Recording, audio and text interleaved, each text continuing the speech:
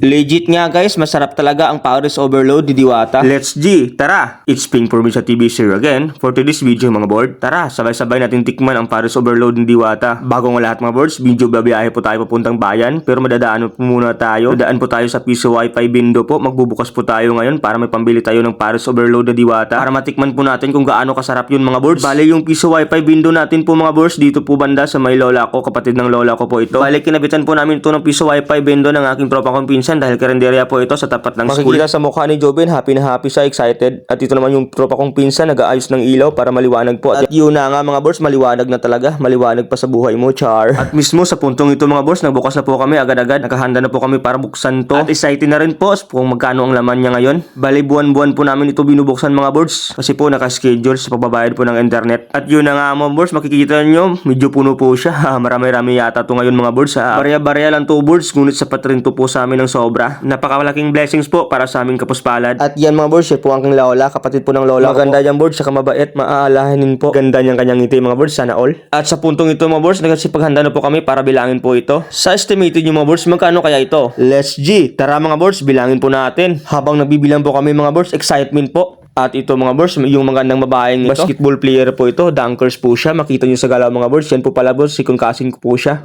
At sa puntong ito mga boards, naka-timelapse po tayo para mabilisang counting po. Pabilisang pabibilang ng mga barya po mga boards, grabe. Marami-rami rin to mga boards, subok na to sa amin. Sobrang sapat po ito, grabe. Napakalaking blessings po ito mga boards. At sa pagbubukas po pala namin mga boards, bale amin yung Piso Wi-Fi Bindo po, yung may-ari ng bahay na pinipaglalagyan po namin is karinderya po ng lola ko. Bale po yung partihan po dito, sa laman po ng Piso Wi-Fi Bindo po is 7.3 po. Ang mapupunta po sa amin is 7%.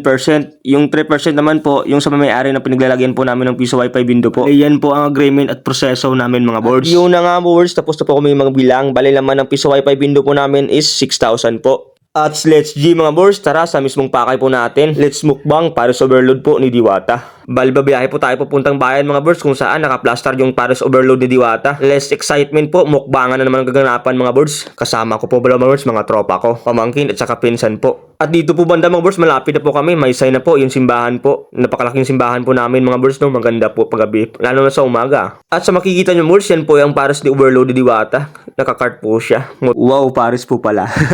At sa puntong ito mga boards, takam na po kami. At sa makikita nyo boards, ang kanilang mga menu, marami po at sari-sari po mga menu dyan. Pili lang po kayo mga boards, ang mumura po ng presyo. Pares at saka mga silog po. At sa puntong ito mga boards, nag-order na po kami para makapagmukbang na po. Agad-agad po kami ng dalawang order na pares at saka isang silog po, burger silog. At dito po banda mga boards, marami po palang kumakain dito. Nagpa-plaster po itong cart na to mga boards mula 2 hanggang tanghali hanggang 9 po ng gabi. Grabe naman po, napaka-smoothie naman tong cart na to. Grabe. Maliit lang po pero maraming nagkakasyahan dyan. Naka-organize talaga mga boards, no? Kaya let's G, mukbangan ng mga boards, excitement po, Paris Overload po na Diwata.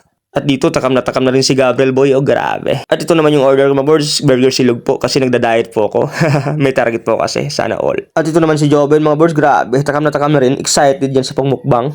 First bite niya, alright. Grabe boards, legit talaga masarap to mga boards. At ito naman si Gabriel Boy, himas-himas niya pa, minikos-mikos po nilang dalawa. At ito naman pinsan kong isang tropa.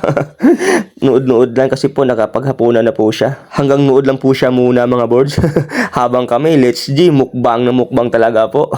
At ito naman ako board, first bite, napakasarap, legit talaga mga boards, grabe.